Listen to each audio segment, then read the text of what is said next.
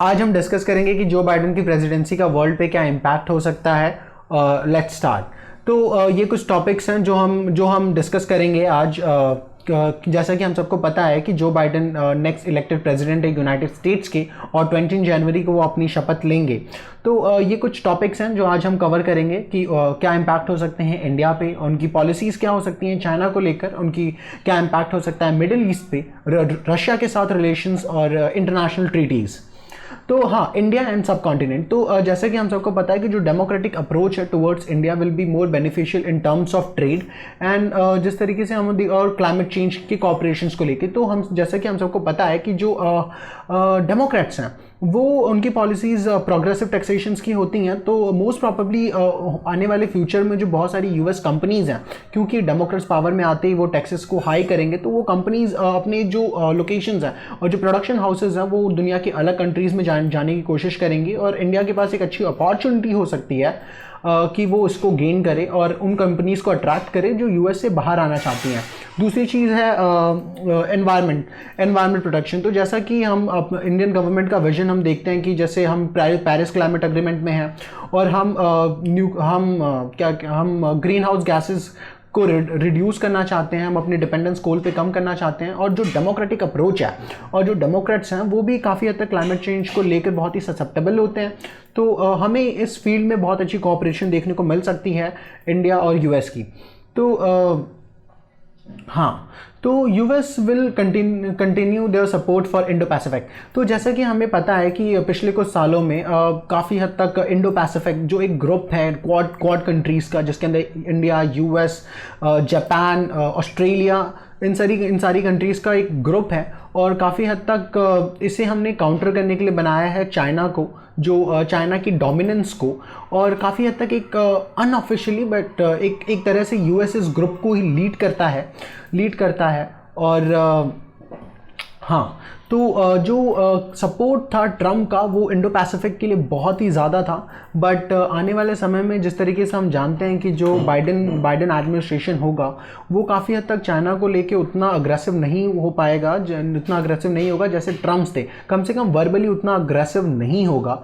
और काफ़ी हद तक हम अगर डेमोक्रेट्स जो हैं वो अगर इंडो पैसिफिक के लिए अपना सपोर्ट बनाए रखते हैं, और काफ़ी हद तक ये जो नेम ही है काफ़ी इंडो पैसिफिक, जो पहले एशिया पैसिफिक था बट बाद में इसे इंडो पैसिफिक, क्योंकि इंडिया की इंपॉर्टेंस बढ़ाने के लिए ऐसा किया गया था, अगर इसे कंटिन्यू रखा जाता है तो ये भी इंडिया के लिए एक बड़ी बात होगी।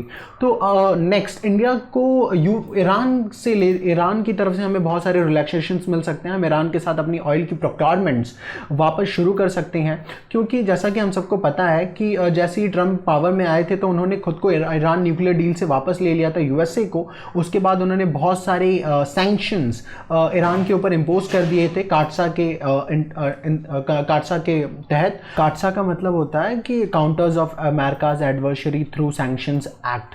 तो अमेरिका इसके अंडर उन कंट्रीज पे सैंक्शन लगाता है जो अमेरिका की एडवर्सरीज हैं, जो अमेरिका के दुश्मन हैं। और आज के समय में इसमें तीन कंट्रीज़ हैं, ईरान, नॉर्थ कोरिया और रशिया। तो हाँ, जैसे ही डेमोक्रेट्स पावर में आते हैं, तो क्योंकि ये जो डील हुई थी ईरान न्यूक्लियर डील, ये बराक ओबामा एडमिनिस्ट्रेशन के तहत हुई थी। और हम सबको पता है कि अपनी काफ़ी हद तक अपनी जो बाइडेन है वो बाइडेन है वो बराक ओबामा एडमिनिस्ट्रेशन में वाइस प्रेसिडेंट थे, और वो काफ़ी हद तक इस डील को सपोर्ट करते हैं। तो बहुत ज़्यादा चांसेस हैं कि जब वो पावर में आते हैं तो वापस अमेरिका ईरान न्यूक्लियर डील में आएगा और ईरान के ऊपर से सैंक्शंस को लिफ्ट किया जाएगा, जिससे इंडिया की जो प्रोक्योरमेंट्स हैं, जो हमने अमेरिका के प्रेशर में हमने काफ़ी हद तक उसको बहुत ही लिमिटेड और बहुत ऑलमोस्ट ज़ीरो कर दिया था, हम वापस ईरान से अपनी ऑयल प्रोक्योरमेंट शुरू कर सकते हैं। और ईरान हमें काफ़ी हद तक बहुत ही कंसेशंस देता था, जैसे शिपमेंट चार्जेस और बहुत सारी चीज़ों में इंडिया को बहुत ज़्यादा रिलैक्सेशंस मिलते थे, और ईरान से ऑयल हमें काफ़ी सस्ता मिलता था। तो वो सारी चीज़ें हम वापस रिज्यूम कर पाएंगे। फिर बाइडेन एडमिनिस्ट्रेशन में इंडिया के लिए एक चैलेंजिंग सिचुएशन ये होगी, क्योंकि अगर आपको पता है कि जो रिलेशंस होते हैं डेमोक्रेट्स के वो काफ़ी हद तक वो काफ़ी हद तक रशिया के साथ उनके अच्छे नहीं हैं, और ये बहुत ज़्यादा चांसेस हो सकते हैं कि वापस रशिया के ऊपर और ज़्यादा कड़े सैंक्शंस लगाए जाएँ बाइडेन एडमिनिस्ट्रेशन के तहत। तो ये इंडिया के लिए एक चैलेंजिंग सिचुएशन होगी कि किस तरीके से हम अपने रिलेशन को मेंटेन करते हैं। चाइना को लेकर जो पॉलिसीज़ हैं बाइडेन एडमिनिस्ट्रेशन की, वो काफ़ी हद तक ट्रम्प से अलग होंगी। और ट्रम्प एडमिनिस्ट्रेशन ने सीधे ट्रेड वॉर की थी, ट्रम्प ने ट्रेड वॉर की थी चाइना के अगेंस्ट, जिससे अमेरिकन हाउस होल्ड पे ऑलमोस्ट $800 हर साल का एक्सपेंडिचर बढ़ गया था उस ट्रेड वॉर के चलते। और काफ़ी हद तक हाउस होल्ड, जो अमेरिकन हाउस होल्ड थे, उनके लिए डे टू डे लाइफ की चीज़ें थोड़ी महंगी हो गई थी। बट बाइडन की जो अप्रोच होने वाली है वो काफ़ी हद तक वो इतनी हार्श नहीं होगी जितनी ट्रम्प एडमिनिस्ट्रेशन के समय थी।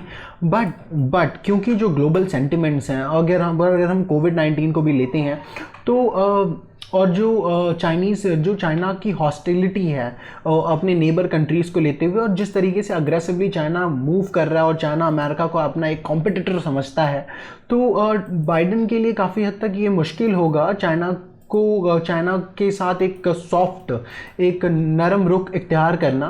बट मुझे लगता नहीं, अगर काफ़ी हद तक जो डेमोक्रेट एडमिनिस्ट्रेशन है वो इतनी अगेंस्ट रहती नहीं है चाइना के, बट जो इंटरनेशनल प्रेशर्स हैं और बहुत सारी चीज़ें हैं वो बहुत ज़्यादा सपोर्ट कर नहीं पाएंगे चाइना को।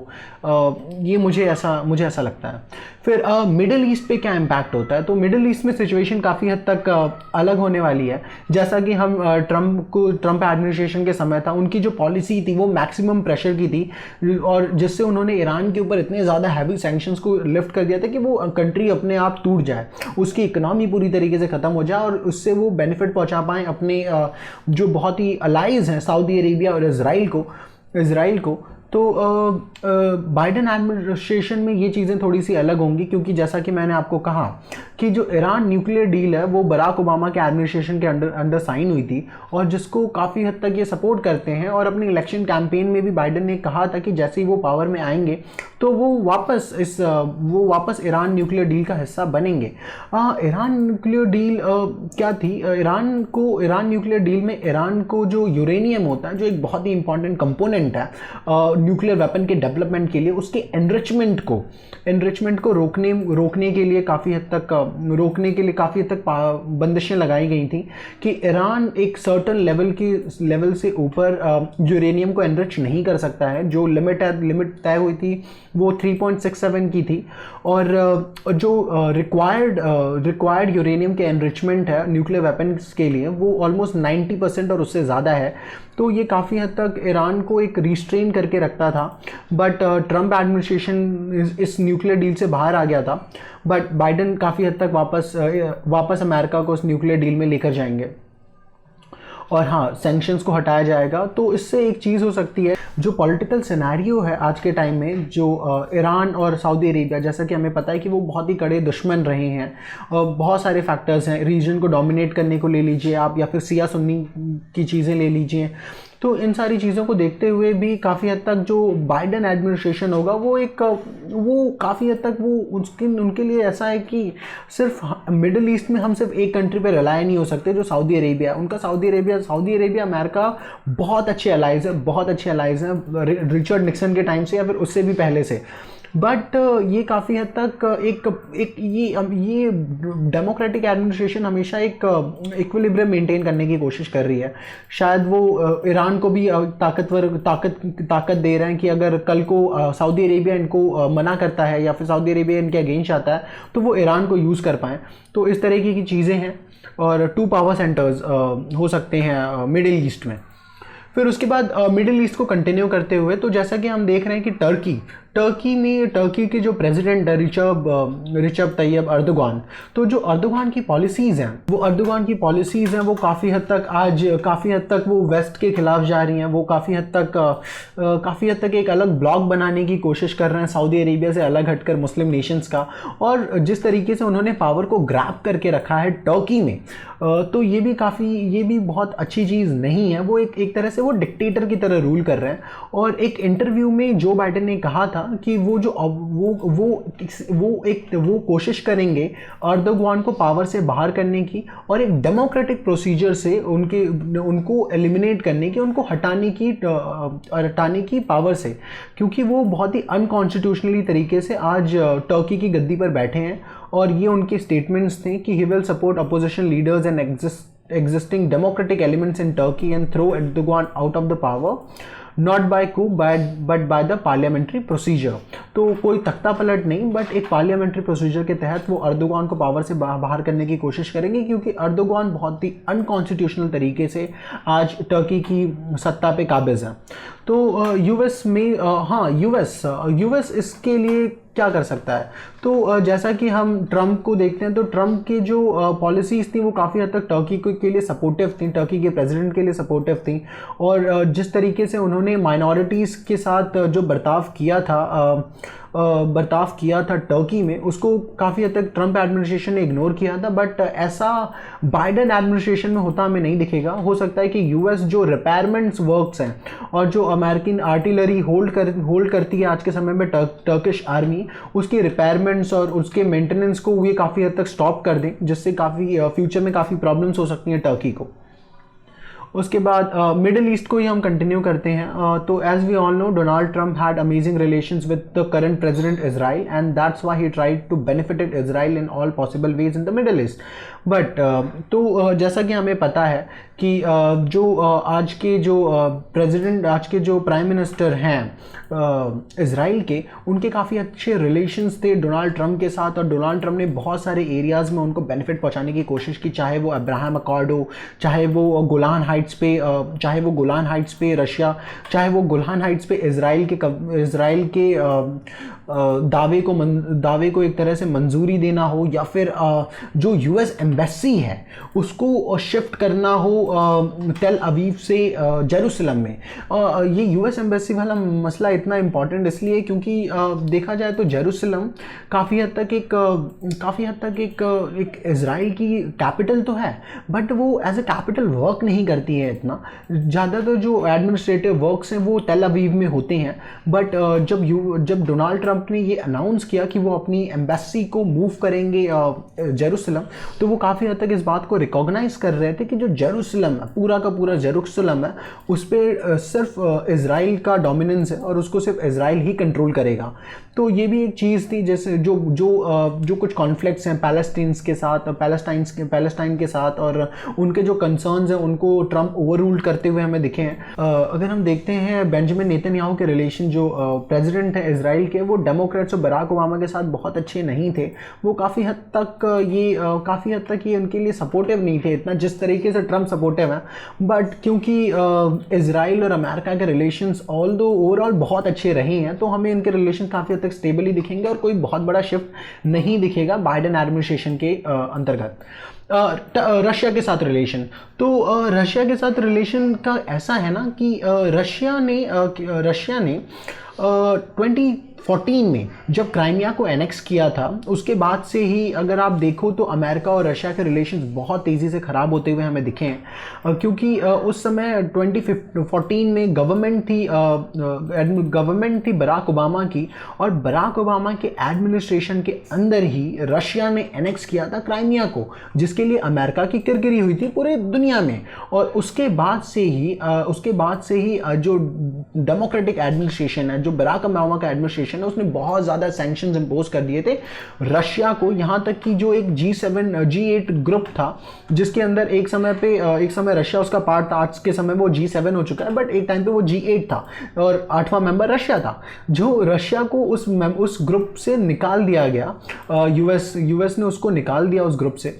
और उसके बाद रशिया की जो इकोनॉमी है वो बहुत ही आइसोलेशन में चल रही है, वो बहुत ही श्रिंक कर रही है, वो डिक्लाइन कर रही है। और जो रिपब्लिकन अप्रोच थी रशिया को लेके, वो इतनी ज़्यादा अगेंस्ट नहीं थी। वो थोड़े से अच्छे रिलेशन चाहते थे रशिया से, और ट्रंप काफ़ी हद तक रशिया को सपोर्ट करते थे। बट क्योंकि इतने ज़्यादा इंटरनेशनल प्रेशर्स और जो इनके अलाइज हैं, जो नेटो अलाइज हैं, और जो मेजर यूरोपियन कंट्रीज़ हैं, वो काफ़ी हद तक रशिया के अगेंस्ट ही थी, जैसे ब्रिटेन हो गया। ब्रिटेन हो गया, तो ये लोग काफ़ी हद तक इतना इनका सपोर्ट नहीं था, इसलिए अमेरिका ने भी ज़्यादा, अमेरिका चाहता तो था मतलब अंडर ट्रम्प एडमिनिस्ट्रेशन के उनके रशिया से रिलेशंस अच्छे हों, लेकिन वो बहुत अच्छे वो कर नहीं पाए, या फिर उनकी मजबूरियां थी कि वो उतने अच्छे तक हमें नहीं दिखे। लेकिन जैसे ही बाइडेन पावर में आते हैं तो ये बहुत ज़्यादा चांसेस हैं कि वो वापस रशिया को आइसोलेट करने की कोशिश करेंगे, रशिया के ऊपर हैवी सैंक्शंस इंपोज किए जाएंगे, और फिर रशिया के लिए ये बहुत बड़ी प्रॉब्लमैटिक सिचुएशंस हो सकती हैं in near future. International treaties, तो जैसा कि हम जानते हैं कि जैसे डोनाल्ड ट्रंप पावर में आए थे, उन्होंने बहुत सारे जो इंटरनेशनल अग्रीमेंट्स थे उससे यूएसए को बाहर ले लिया था, जैसे पेरिस क्लाइमेट अग्रीमेंट हो गया, यूएनएससीओ हो गया, या फिर ट्रांस पैसिफिक पार्टनरशिप हो गई, जो एक फ्री ट्रेड पार्टनरशिप थी जो पैसिफिक कंट्रीज़ हैं, और पैसिफिक कंट्रीज़ इसके अंदर बहुत सारे मेंबर्स थे, Canada, Mexico, Russia, sorry Russia नहीं, कनाडा, मैक्सिको, यूएसए खुद, उसके बाद अर्जेंटीना, तो और यहाँ पे जापान, ऑस्ट्रेलिया, ये सारी कंट्रीज़ का एक ट्रांस पैसिफिक पार्टनरशिप था, जिससे डोनाल्ड ट्रंप पावर में आते ही उस मेंबरशिप से बाहर आ जाते हैं, मतलब यूएसए को वो पुल बैक कर लेते हैं। तो हमें देखने को मिल सकता है कि जैसे ही वापस बाइडेन पावर में आते हैं तो ये सारी जो इंटरनेशनल ट्रीटीज़ थी उसके ज़्यादातर यूएसए वापस मेंबर बनता हुआ दिखे हमें। थैंक यू आप सबका इस लेक्चर को सुनने के लिए।